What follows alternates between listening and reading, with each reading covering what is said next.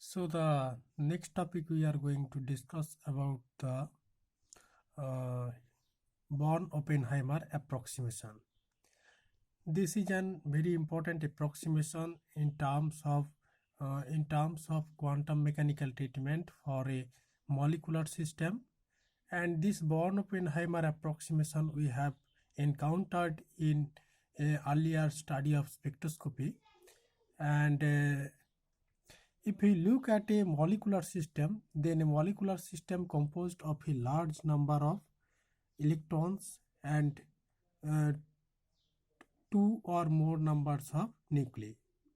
Okay, because when two atoms, let's say for simplicity, I am considering a hydrogen molecule, then I have two hydrogen atom forming a H2 molecule, and there I have two nuclei of two hydrogen atom and two electrons from the uh, two hydrogen atom. That is the simplest case.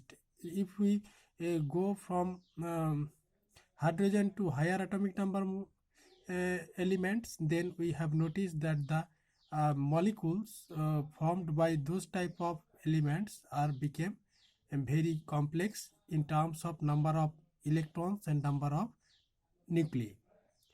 So in spectroscopy, we have noticed that energy of a molecular system can be obtained or can be classified into different type of motion of the molecule, and these are the kinetic energy which is associated with translational motion, rotational motion, vibrational degree of freedom, and electronic energy.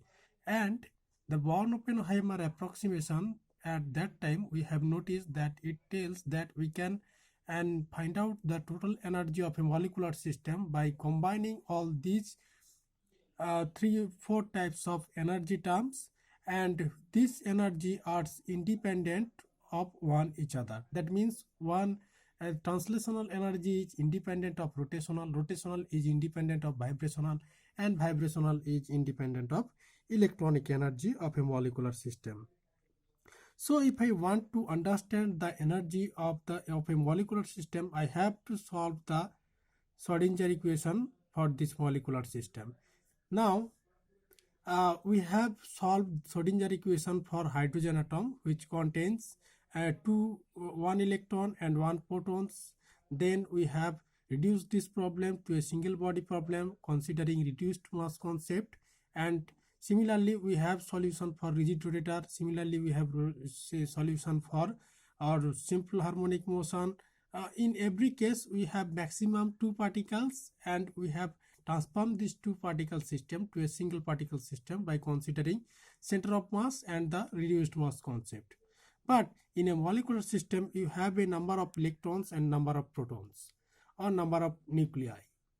So this number of proton nuclei and number of electrons are nothing. Here electron and nuclear both are considered as charged particle in quantum mechanical system. So I have a large number of particles for a molecular system. Thus, and we know that the Schrodinger equation always obtained by the construction of a Hamiltonian operator, and again this Hamiltonian operator is depend on the coordinates of your particles. So it is very tough to solve the Schrodinger equation that which can give me the energy value of a molecular system.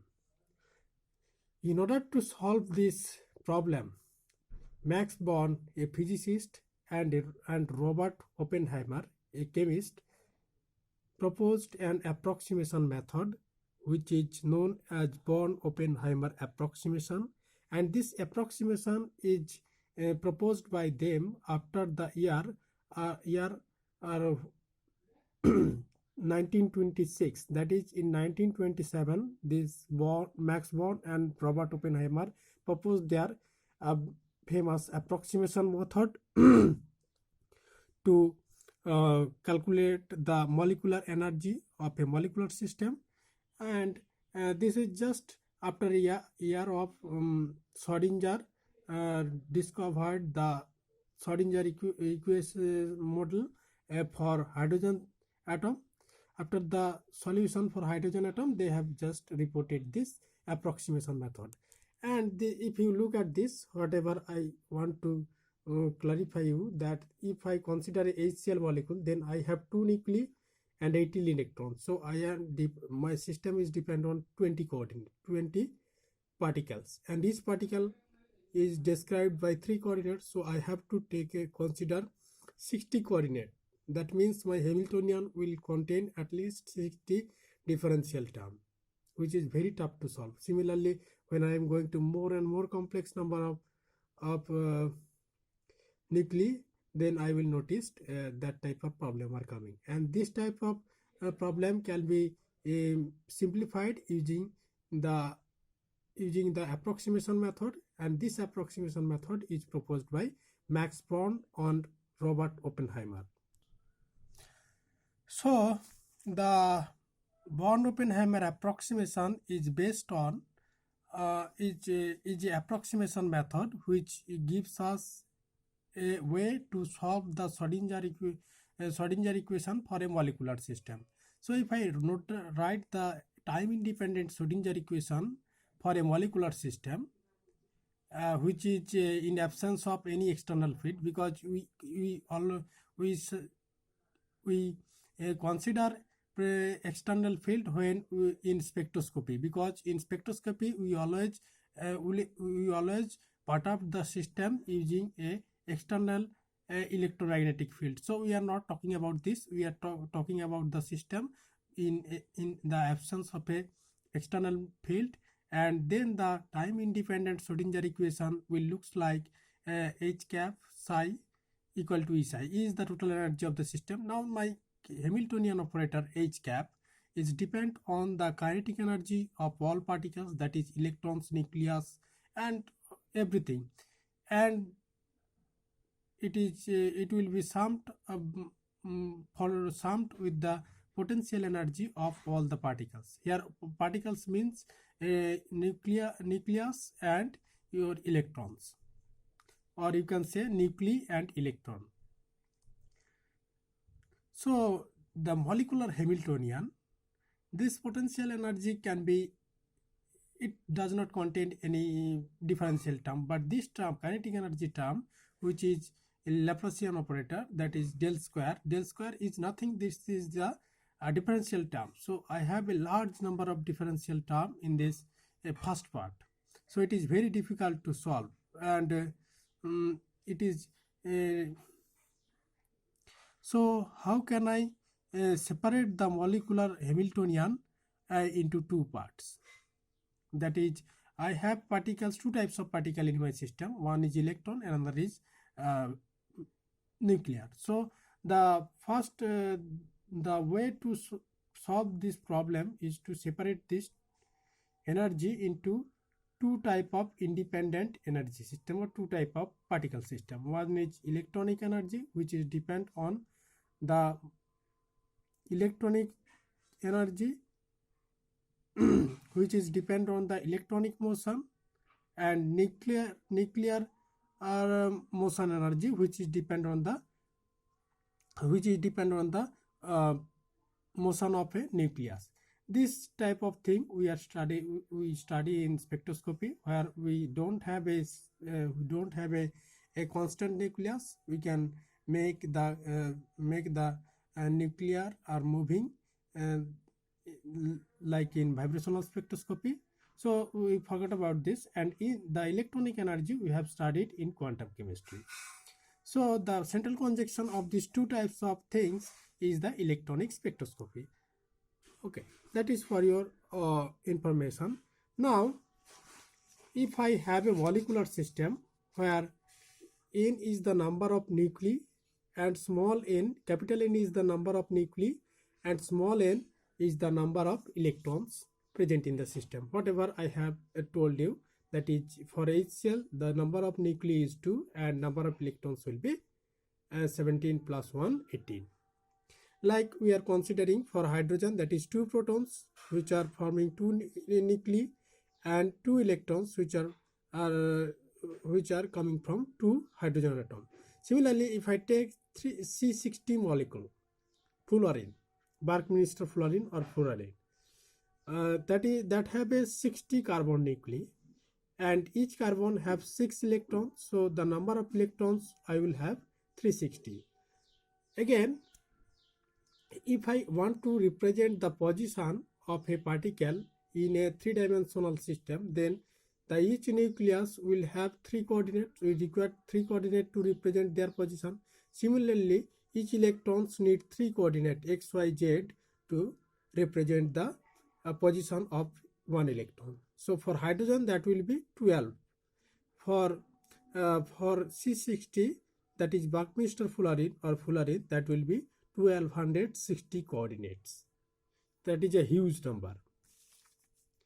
So in order to solve this Schrodinger equation of a molecular system like hydrogen and C60, we have to consider such a huge number of coordinates x, y, z, and that this type of equation can only be solvable, or we can solve this equation only when we have a proper approximation method. We have to rely on the approximation method. It is either we cannot solve the Schrodinger equation for such a huge number of coordinate systems. Okay. Then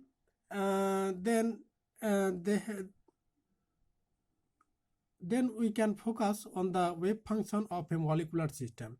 The wave function of a molecular system is depend on the coordinates of the nuclei and the coordinate of electrons. So that will be psi will be depend on R1, R2 up to R capital N, and similarly these are the nuclear coordinate which is represented by the capital R term, and then we are representing the small the electronic coordinate by small r, then R1, R2 up to Rn, that is small m. So these all we have noted as a vectorial notation, because this R1 contains R1x, R1y, R1z. Similarly, this small r1 contain R1x, R1y and R1z. That is the coordinates for nucleus 1, and this is the coordinates for electron 1. This is for nucleus 1, this is for electron 1. So similarly I can have this type of term. That means this capital R or small r contain 3 coordinates. Okay. Now the molecular Hamiltonian will be sum of different two different kinetic energy terms. One is nuclear kinetic energy Tn, and another is my electronic kinetic energy. These two terms, and 3 potential energy term. One is electron repulsion term, and one is electron nucleus attraction term, and one is my nuclear repulsion term. That will be have a stabilizing energy, and these two will have destabilizing energy. Okay, well, because then if I want to write the nuclear kinetic energy in terms of Laplacian operator or differential operator, which we have already noticed, that if I start from I equal to 1 to capital N number of nuclei I have, so that will be the kinetic energy operator for nuclear kinetic energy. And here I have only represent the differential term for ith nucleus. Similarly, I have the electronic kinetic energy operator by this, where this capital Mi is the mass of the ith nucleus, and small me is the mass of one electron. Okay, so that is the two kinetic energy operator corresponding to nuclear motion and corresponding to electronic motion. And we are not writing the expression for these 3 potential energy term, because this potential energy term only like say it's only multiplied with the wave function, so it will don't have any role in the differentiation or other type of complex mathematical operation are not involved with these three type of potential energy term. So we are not bothered about these three terms. We are only more concentrated about these two differential terms, because this if I consider huge number of particles, huge number of nucleus and huge number of electrons, then my differential term becomes very high.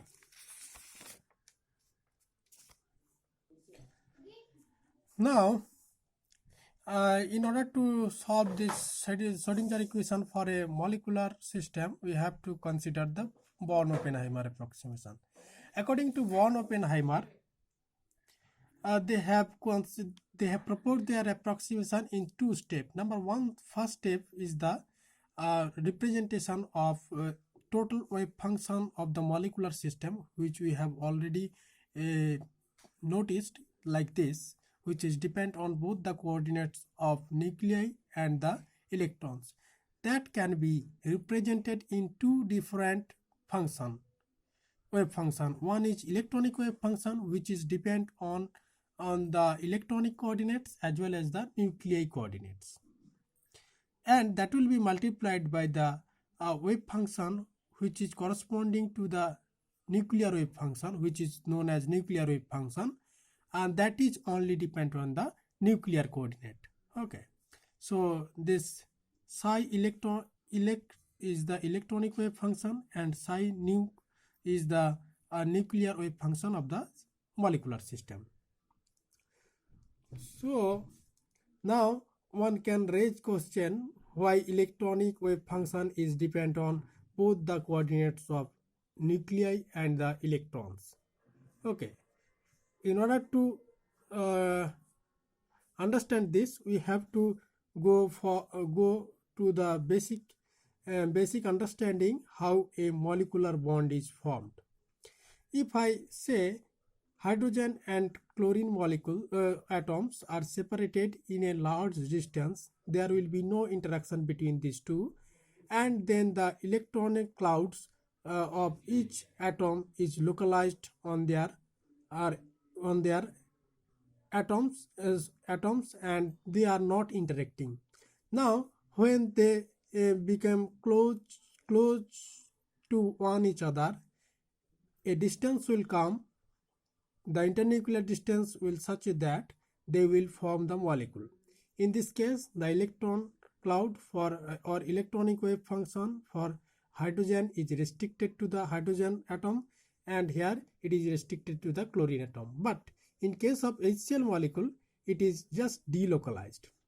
So what I can say, when two or more atoms form a molecule, then we have noticed a rearrangement of electron density.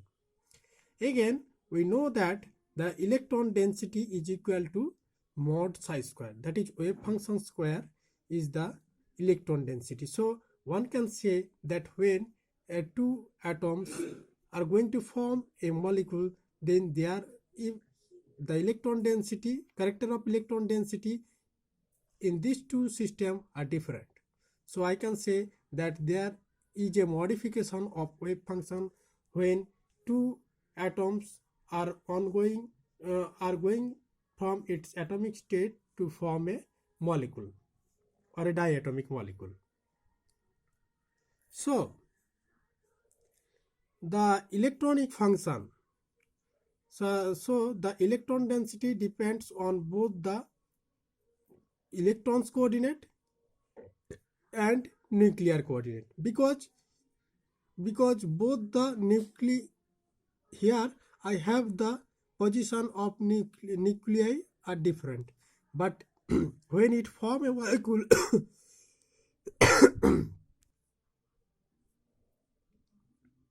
when it form a molecule, it will essentially change its electron density, and thus the electronic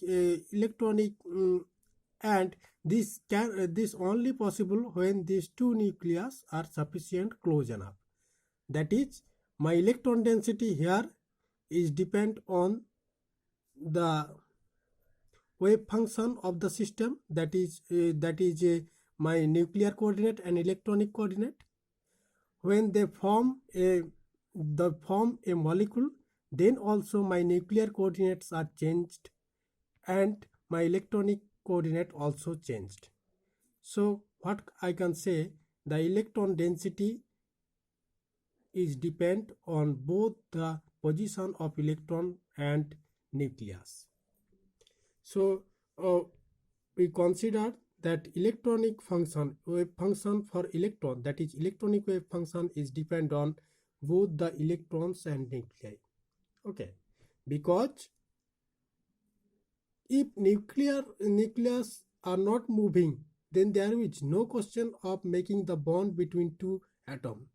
So nucleus must have changed the position, then only they form a molecule, and as they form a molecule and they have delocalized their electrons, so this delocalization and formation of bond is absolutely depends on both electrons and nuclear motion.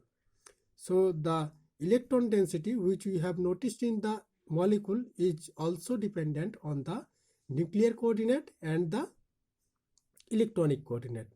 Thus the wave function, which is electron density equal to electronic wave function square. So this electronic wave function will depend on your both the coordinate of electron and your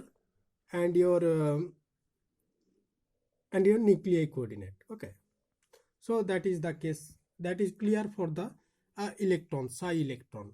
But one can argue that why psi nucleus is only depend on nuclear coordinate, why it is not independent, why it is independent of electrons coordinate. This can be justified if we consider the mass of nucleus and the mass of electron. If I have a proton in my nucleus, that is the simplest case, hydrogen atom. So the mass of nuclei is almost 1840 times of mass of a electron. Thus the movement, that is the velocity of nucleus, is very less than the velocity of electron. So when an electron is moving, when an electron is moving, then the nuclear motion is almost instantaneously adjusted by the electronic coordinate. Okay, it is slightly moving when and that is, if I say that the electrons moves here to 500 kilometer, then and this nucleus can move to very small amount, let's say 1 meter, and that is the electronic. When electron is moving, then simultaneously the nucleus adjusted its coordinates, so it is not affected by the electron density. So depending on this above approximation, that is the wave function, total wave function of the molecular system can be given by the product of two wave function. Then we can also separate the Hamiltonian for the system. Okay, now the time independent Schrodinger equation for your molecular system is H psi equal to E psi electronic and psi nucleus. That is, I know that this psi is the product of these two wave functions. Then if I operate this, then I have this type of relationship. Nucleus, I operated on these two, then electron, then this potential energy operator, and three potential energy term. We have only written that in bracket or in parenthesis that this electron repulsion only will interact with the electronic wave function, electron nuclear electronic wave function, and nuclear, that is nuclear wave function. So that will be equal to this part. Okay, this left hand side will be this and my right hand side will be this. Then I will tell you in the coming lecture why I have considered this type of individual operation inside the bracket.